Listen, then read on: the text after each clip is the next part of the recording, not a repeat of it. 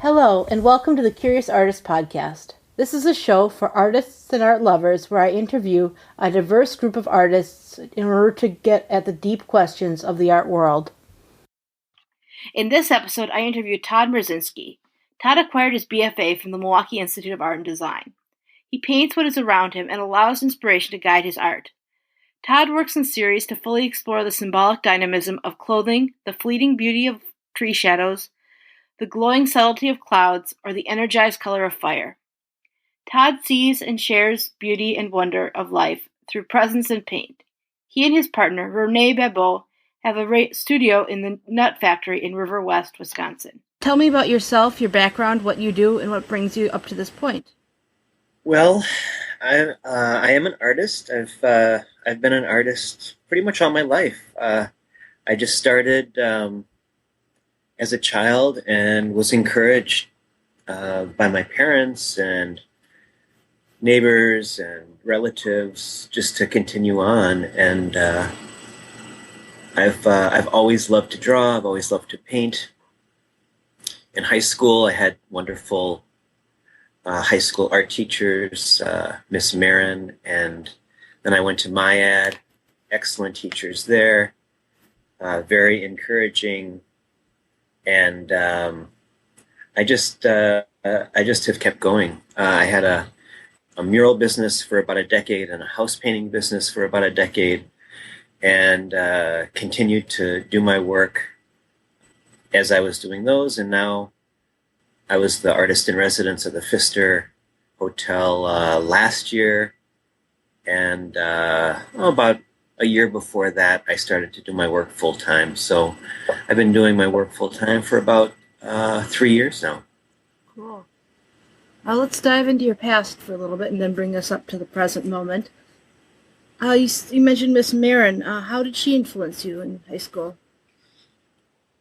Well, she, I remember her like encouraging me to come in on my free time or on my study time, and study hour, is that what it was called? And I'd go in, and she actually had an assistant who would, I remember him posing, clothed, but posing up, and her encouraging me to do figure drawing, charcoal life drawing from life, and adjust the pressure of the charcoal so that the pressure would kind of mimic the weight of the body. So she was an amazing teacher. I started to get into murals at that point. I just really kind of wanted to work larger. And I got into airbrushing. I was really intrigued by that process and did that in my mural work for, probably 15, 20 years. But she was really, really influential in the beginning of my, of really focusing me on pushing things, pushing the work as far as I could. I remember her always saying, look at your reference or value, things like that. So it was always a matter of kind of pushing as far as I could take something. And I've continued that with the different series that I've been doing for the last, almost 20 years now. Yeah. So, Mayat, how was that experience? It was great. I really enjoyed it. I started out as an illustration major, and as I was doing a very meticulous illustration, I had a art book open, and there was a painting by Cy Twombly in the open on the open page, and I remember thinking, boy, I really would love to do that. And I was doing this really meticulous, realistic painting. I think it might have even been of Bob Dylan, and like an illustration. But then I saw this Cy Twombly with such freedom and looseness, but it still worked in space, and it worked on a level that I was just starting to discover art could be. So Myad really opened that up. It really allowed me to see real artists, my instructors, who really lived the life of an artist. Ron Biddix was an amazing instructor. Polly, Louise Castor, and Paul and Valdick, all really wonderful role models, really, and opened up about their work pretty much after Myad. But I've had a relationship with Polly and Valdick, and I had a show at the Fisto called Teachers, where I had Valdick, Polly, and Ron's work, and my work as well. And that has been actually really inspirational for the work that I'm doing right now, drawings, which I hadn't done since Myad. So 20 years ago, I had this show with especially Polly. She had these amazing drawings, and it was so inspirational that I have been drawing pretty much since the Fisto. So that's like 3 or 4 months of drawing. Wow. So it really kind of feels like it's cyclical. It's kind of, it goes all around, and now I'm back to very basic pencil on paper, big drawings, but yeah, it's been a great ride so far. That's cool. So, Cy Twombly, I'm not familiar with that artist. Cy Twombly is an abstract expressionist era, very loose, very gestural, very drippy paint, but the paintings feel like they're purposeful, like they're spatially intriguing. The paint acts as the actors in this space on the painting. I think that you might like his work. Really intriguing. I mean, it's about the loosest, and I guess for me, really intriguing spatially, and there's kind of this mystery about the work. Sometimes he uses lettering, writing in the paintings, and then he covers it up. So it's very poetic. I'll look into that. How has that influenced you? Well, I mean, his work, it's always been, ever since I saw that painting, I've really just, he kind of opened up the whole world of art as a means of visceral expression, or I mean, it just kind of removed a scrim or a screen of perception that art was something to be done to please other people. I realized that after seeing that piece and then his work and more of his work, it just was this kind of doorway, an opening to another realm. And then I studied in New York for a semester and just lived at the museums, and, you know, along with Cy Twombly, stood in front of Rembrandt and Velázquez and Vermeer and de Kooning and Joan Mitchell. So my time at Myad was amazing. It was called the New York Studio Program, which is kind of like an exchange program for a semester. So everyone was given a small studio space in New York, said, do your thing. And, small living, dorm living, but it was great for a semester. I wouldn't want to live there full time, but it was amazing to be there and to really just absorb and just really soak up in real life painting that's actually in front of you. So many directions I could take this. The teachers. So you were heavily influenced by your teachers. How did you develop that personal relationship with your teachers? Well, I think that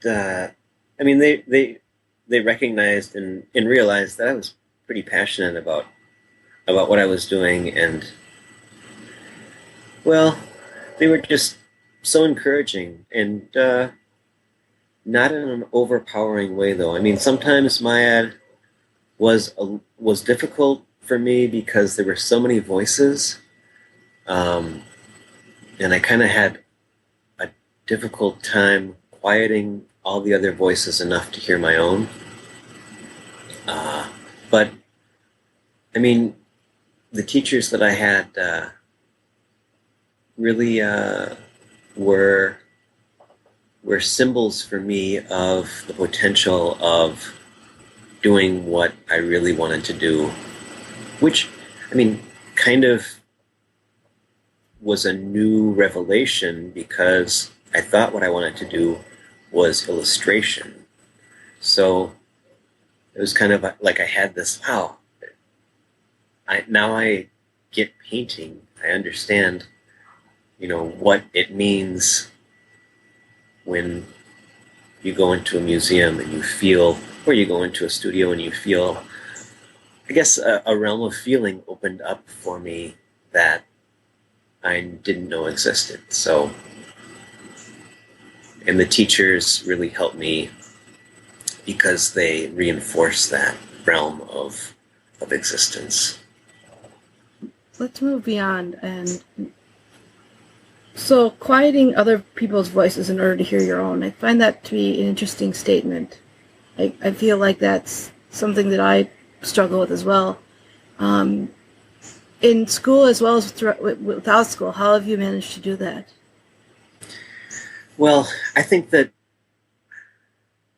in school, looking back and, having interns and kind of having a teacher role, I realized the importance of being able to calm other people's voices so that you can really tune in and fine tune into your own way, your own stream, your own voice. Being able to hear your own voice, I think, should be like one of the most important things in art school.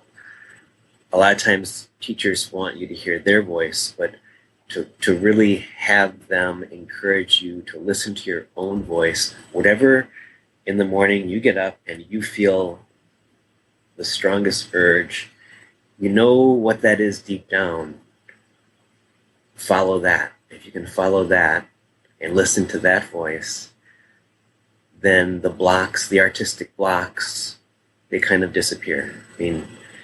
Because you're following them. You're not trying to make something happen. You're not trying to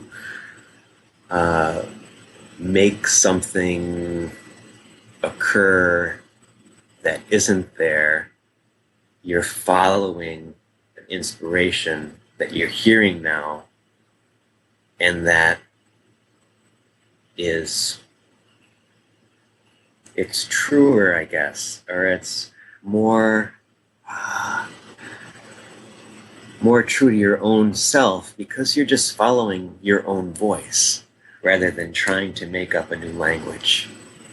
I don't know if that makes much sense. I think it does. Is there anything practical you do to do that? Is there anything, what was that? That you do in order to develop that voice?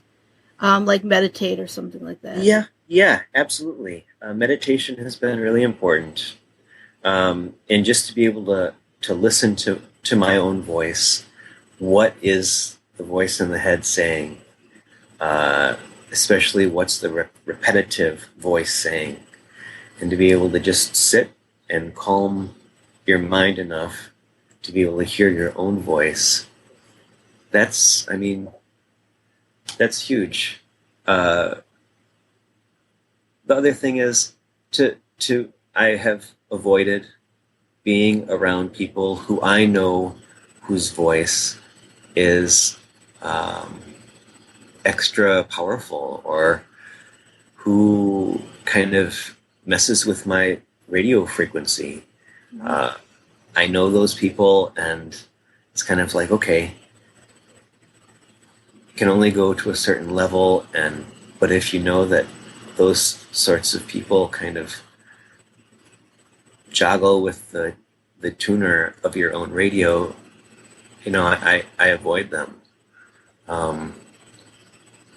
Also, activities, getting up and doing drawing or getting into that zone right away really helps, because you're listening to that radio station more and you become more familiar with it. So you gotta I work quite a bit. I mean, as much as I can. I probably, I have pretty much a studio right now that has been very active. I have my daughter 1 week on, 1 week off. So when I don't have her, I'm there pretty much all the time. I mean, we camp out, we sleep there. So as much as possible to stay in that work zone, in that frame of mind of working, of doing the work, that helps in fine tuning as well, because you're in that zone. And if I feel like I'm not in that zone, I'm not in a good spot, and there's lots of voices going on, generally I don't work. I try and get into that spot of feeling good and hearing my own voice, and then work. Sometimes, if I don't feel quite right, the working will help fine tune. Then it's like, oh yeah, there it is again. And I can follow it. Yeah, that resonates with me. Cool. I stopped doing the work a little bit, but I'm starting again, and I think I let all the other voices interfere with the work. Mm-hmm. But yeah, so leaving MyAd, you started your own mural business and house painting business? Yes, first a mural business, because I was doing murals in high school, and then right out of high school, the summer after high school, right before MyAd, I was totally busy with mural work in different schools, and it was great. I mean, I was making 6-foot tall faces of the Beatles and Marilyn Monroe, and I mean, it was really fun. It was great to be able to do these huge images on these very public buildings.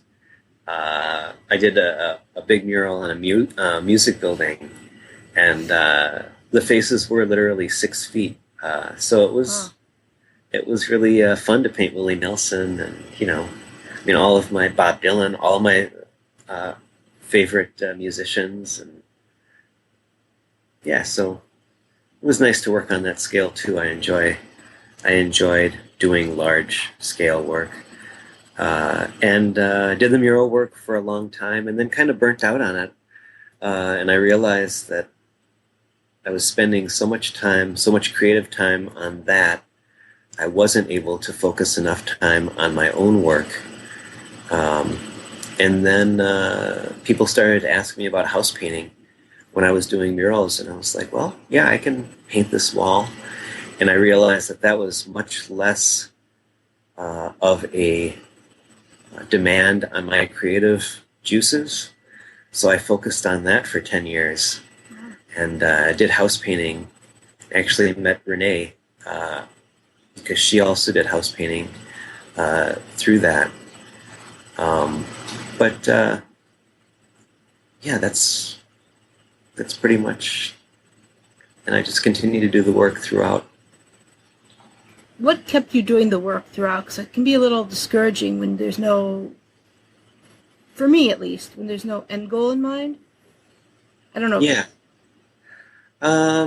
Well, it's always been kind of, if I need, it's a respite. I mean, it's kind of I don't want to really call it an escape, but when I was going through some really difficult times, in a previous relationship, and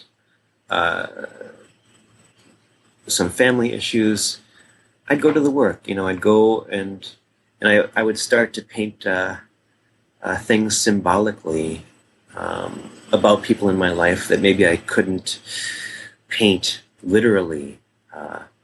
So I really felt like through some difficult times, symbolist kind of painting developed for me and continues. I mean, I still feel like I do a lot of painting, very symbolic portraits of people through their clothing or through their shadow, or logs as symbols of people, fires or clouds as symbols of emotional states or time periods in my life, transition periods. So I kind of use these different symbols to refer, well, I guess a little bit like Cy Twombly kind of uses the symbol of boats, of very abstract shapes. I think that I probably picked up on some of that symbolism. So let's fast forward to the Fisto residency.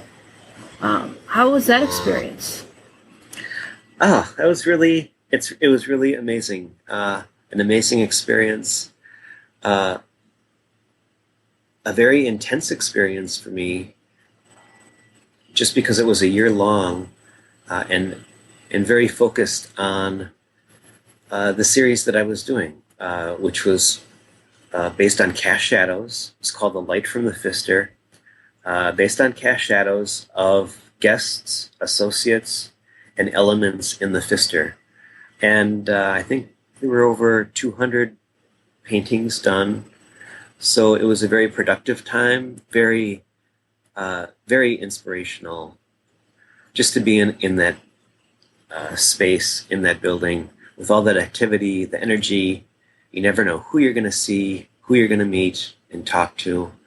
And then to be able to just kind of wander around and look at museum quality work and then go back to the studio and continue to paint was really awesome.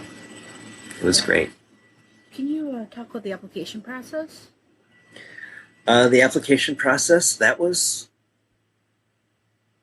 somewhat extensive. I felt like when I was doing it, it was preparing me for being the artist in residence, because the application process, I mean, you have to have a video and a resume and lots of samples, but it was getting me prepared for when I became artist in residence.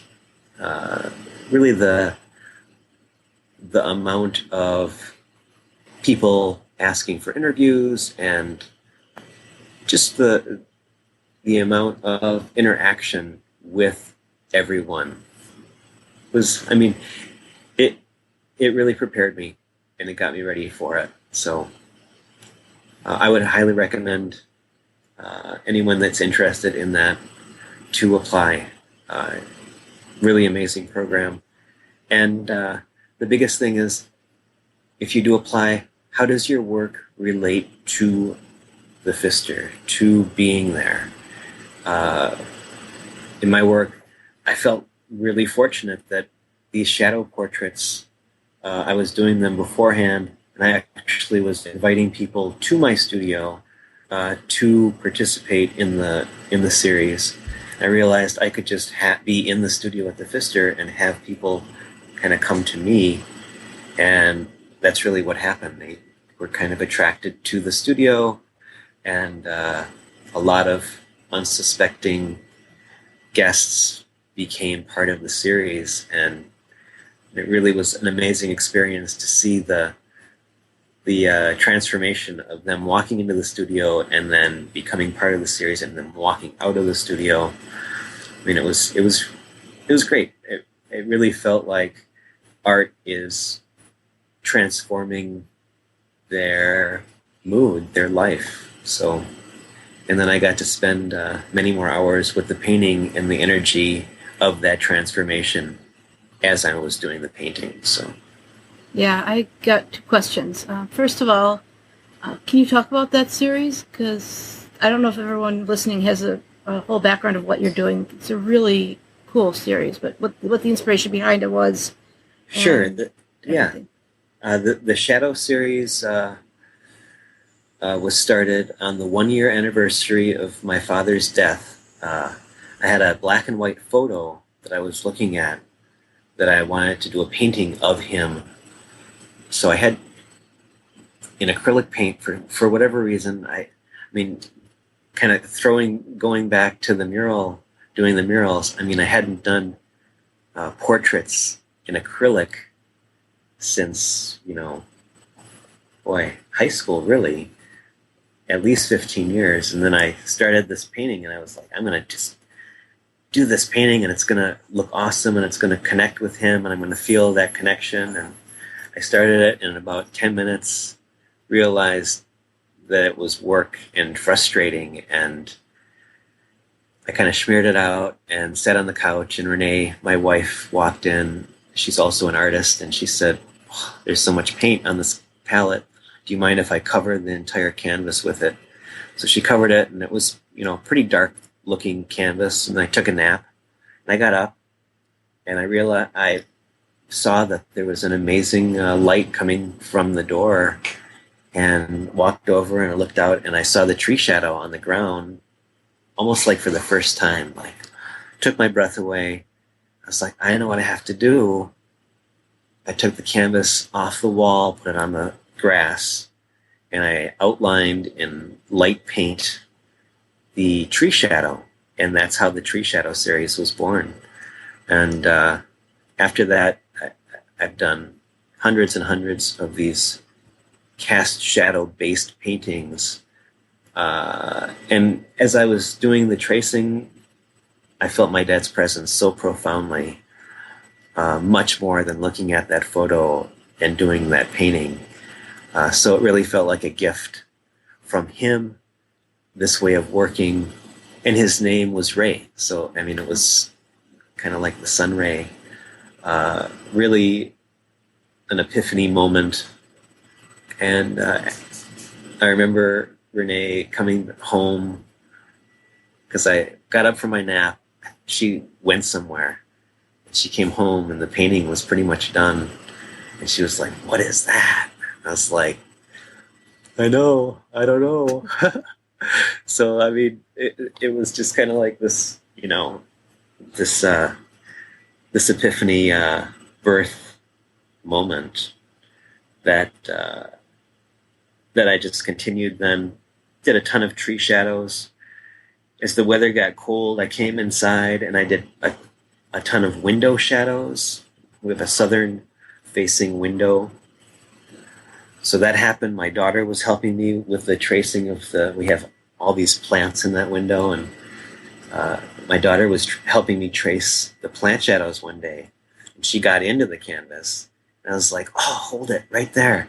So I traced her into it. So Zoe was like the first figure in the Shadow series. And then after that, I've done people, figures, portraits, pretty much ever since. I did a series based on people drinking called Libations.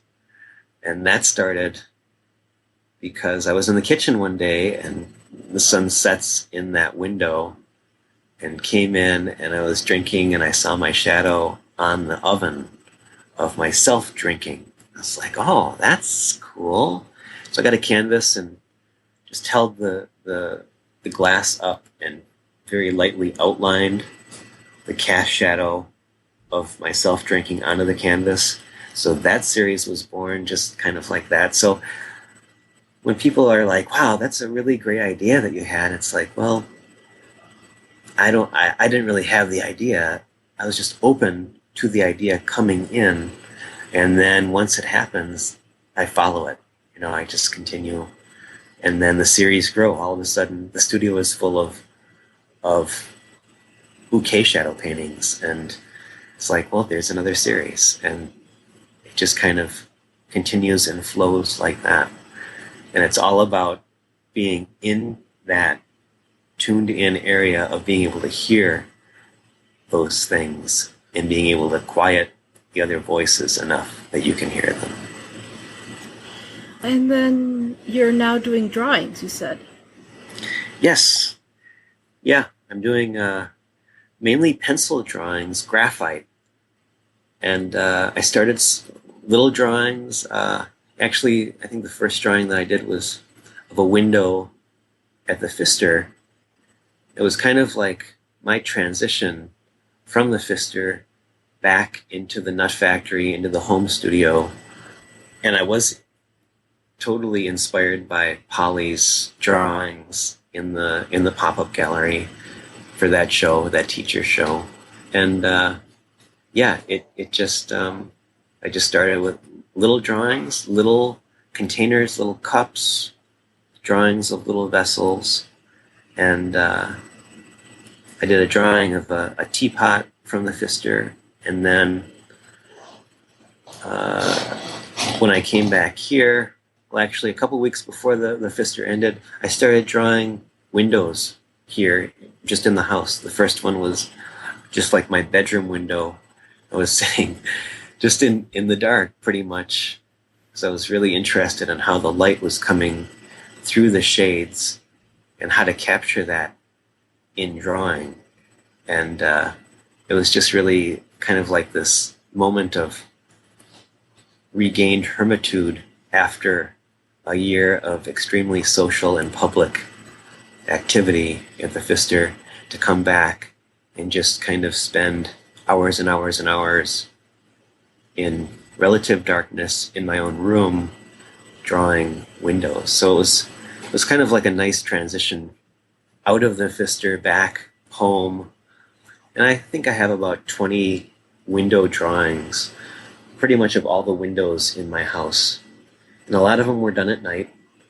So I'd actually turn the lights out and study how the night light was coming in through the windows. And then I'd have a little light next to me and turn that on, draw, turn it off again, look, turn it on. So it's kind of this back and forth with very basic, simple shapes of light and dark, but a lot of dark. I mean, it was, I'll show them to you. I'd like to see them. I'll post a link to them if you have any available on the show notes. Yeah, I don't actually, they're so new. I haven't really added anything yet to the website, but I will. Okay. Just let me know so I can add them to the website. Sure. And then the cloud drawings started. I went camping to something called Jam for Jamaica. Oh. It's like a fundraiser to help build homes in Jamaica. And I went to this camping and was in the tent, and amazing clouds rolling in. And I had my sketchbook, and I was like, okay, I'm going to draw this cloud. And actually, that same weekend, I had the biggest cloud painting that I've done, I think in 2012, 1913, that band was performing at Museum of Wisconsin Art, mm-hmm. and they wanted it behind them to perform. So that painting was hanging in the Museum of Wisconsin Art. Wow. And I was kind of starting this new cloud drawing series at the same time. Can't even remember where we were, up north somewhere, camping, just in this open field. And then I got back to the studio and have a photography friend who gave me some large pieces of paper that she used for backdrops. And it's like, boy, I feel like doing a large cloud drawing. So cut a big piece of paper. I started that. And that was 4x4. And I was like, I want to go even bigger. So I did a 4x8 foot one. And then after that, I just have continued. So I'm going to go into the questioning part of the interview. Okay. Conversation. Mm-hmm. These are some questions that I like to ask all my guests. And we can go in depth. It's not a lightning round or anything. Okay. So what is your definition of art? something that is made by an artist. Anything more specific than that? Boy. Yeah, I think that it's art is that which someone manipulates something and transforms it. So then, what is an artist? Well, an artist is a transformer. An artist is I guess, in old-fashioned terms, an alchemist. A person that takes material and transforms it into something else. So, taking colored mud and mixing that with oil and applying it to a piece of fabric with hair on the end of a stick, and then making that something that someone looks at and thinks that is light or that is space. So it's really kind of a magical thing. I mean, it's an artist is a magician. Great. I'm asking these questions not that I think there's one right answer or anything. I just like how different people answer them differently. Oh, sure. So what role do you think art and artists play in today's society? Well, I think an artist is the eyes of society. I mean, we really kind of are we take in and then process and put back out. It's kind of like holding up a mirror to society in a way. And seems like the people that can appreciate my work, that mirror image resonates with them. They can somehow feel my resonance and their resonance resonate. So how do you stay artistically productive with everything you have going on right now? Well, as much as possible, I follow my instinct and intuition. And when I follow the intuition, I really feel like the work thrives. As soon as I have an intuition and I don't follow it, then I feel that block happen. And even if it feels, totally out there, I mean, I have this inspiration to do a very large drawing. So, I mean, that's out there. I feel that as something that's going to happen soon. But if I would ignore that, then that kind of would become a block for me. So it's just it's following that impulse to create. And I have that impulse quite a bit, so. What's the why behind what you do? The why behind what I do? I would be an extremely grumpy person if I did not do my work. I've got to do it. I mean, it's something that, boy, it's just part of who I am. I mean, I could not even imagine not doing drawing or painting or something artistic. And I have had times where, maybe 7 or 8 years ago, that I did very little work for like almost a year, and it was a pretty difficult time. Mm-hmm. So I do go into my work. I mean, there's really, at this point, there's really no difference. I mean, I get up and a lot of the times I roll out of bed and I'm drawing, or it's hard to even imagine not doing the work. I mean, it's such a integral part of my everyday life. Great. A lot of artists I've found give a similar answer to you. I think I do too. So, what are some books that inspire you artistically? Books. When I was going through that period of not doing much work, there was a book called Art and Fear. Amazing book. Yeah. Really, really liked that book. That really helped. Let's see. A lot of the times when I was at my ad, I would read actual art books. I remember, I think Robert Hughes wrote a book, or wrote all of the writing in a Howard Hodgkin actual book.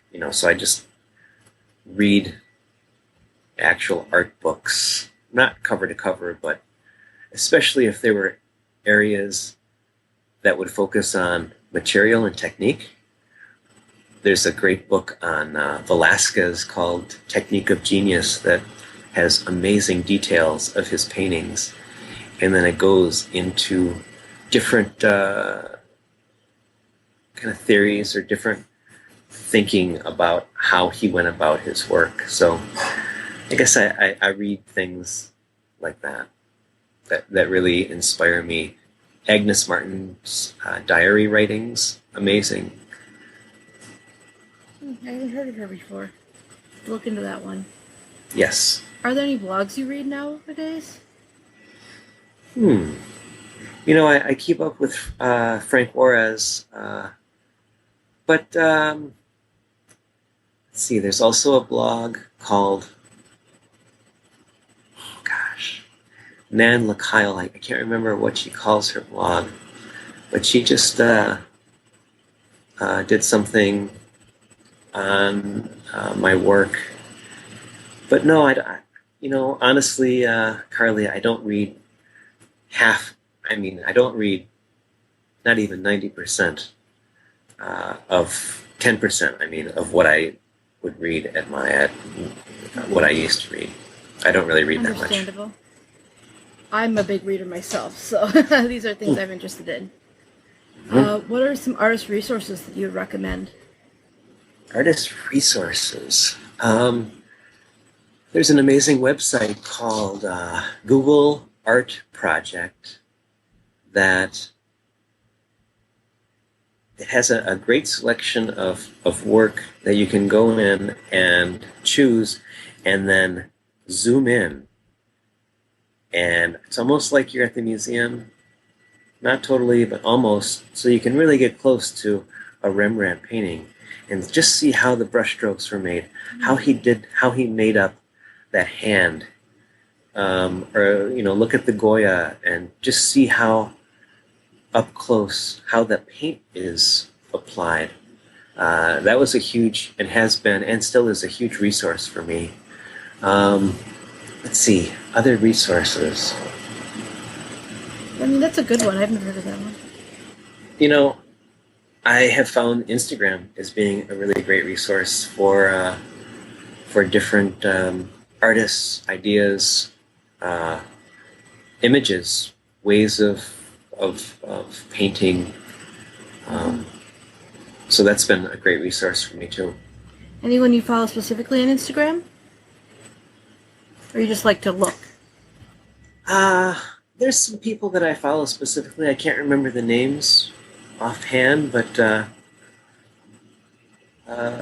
there's a couple that have they focus on details of work. So they're like, I think it's called Principles of Painting or something like that. But they focus on, like, he'll put on a full image and then like 7 or 8 detail shots. And I really like to see those and just see how the piece is made. Lots of prints too, how the marks are made, how that tree, how that artist made that tree with just using marks. Or this morning there was one of a moon, and how that moon was made just by the marks that were put down. So I follow that one. I follow quite a few. So the role of the audience, I feel, is interesting in art. Do you want to speak to that? The audience, yeah. Well, whenever people talk about audience, I think there's a Bob Dylan line where he says, "I write my songs for myself and my friends." And I feel that that's pretty appropriate for me. I mean, I'm not, in terms of galleries, I'm not doing things for a gallery or for anyone but really myself. I mean, I do commission pieces, but for the most part, I really get to follow exactly what inspiration dictates, and I feel really lucky about that. So you've mentioned Dylan a couple times. Is there anything you want to speak more to about him? Well, I just listened to him last night. I mean, I'm just a huge Dylan fan, Yeah. and we went to see him at Ravinia, and I've seen him many, many times, and it's just, yeah, I find him extremely influential and inspiring, and just really authentic. You know, I mean, anybody that does what he does for as long as he does, and I just see him as being a vessel. Like I'm hoping to be a vessel of whatever poetry or painting or whatever comes through. I want to be that channel, that station of just allowing the transmission of this whatever universal flow or energy to happen through me. And for me, Dylan, you know, I mean, when he was 20, he was writing those amazing songs. He was doing that. He was just opening himself up to that and allowing it to flow through him. So This has been a great conversation. I have 2 more questions written down, but I don't want to end it. But out of respect to your time, I'm going to start wrapping things up now, if you don't mind. Okay, sure. If that's what you want. Sure. So I have 2 final questions. The first one is, where can people find you online, and what can they do to support you? Well, they can find me online. My name is my website, so it's just www.toddmrozinski.com. Do you want to spell that for them? It's ToddMrozinski.com. I also have on my website, Renee and I also offer a service called Mobile Art, where people can look on our website, and if they like a body of work, a certain series, and they want to see some of the paintings in their home, they can call us up, and we will bring paintings to their home so that they can see what it looks like right in their home with their, you know, the color in the room and their decor. So that's something that we've been doing, and it's been really great. And so that's one thing that they could do for support. I mean, pretty much all the work that I do is for sale. So that's another thing. We give studio visits, so people just have to contact me or Renee and set up a studio visit. And yeah, we can show it. I think there's, tons of work in the studio right now. So I know that feeling. Yep. Okay, so the name of the podcast is The Curious Artist. What, as an artist, are you curious about right now? Treetops. That's what I'm curious about. Treetops. I was looking this morning at a treetop and noticing the difference in one treetop to the next and one tree to the next, and how the treetops really have their own unique way of sitting, of forming in space, and how those react to the sky. So that's what I'm curious about at this moment. Thank you so much for agreeing to do this. You're welcome. Thank you, Carly. Thank you for listening to this episode. If you would like to support the Curious Artist Show, please share it with a friend or someone you think would enjoy it. Thanks again. Have a nice day.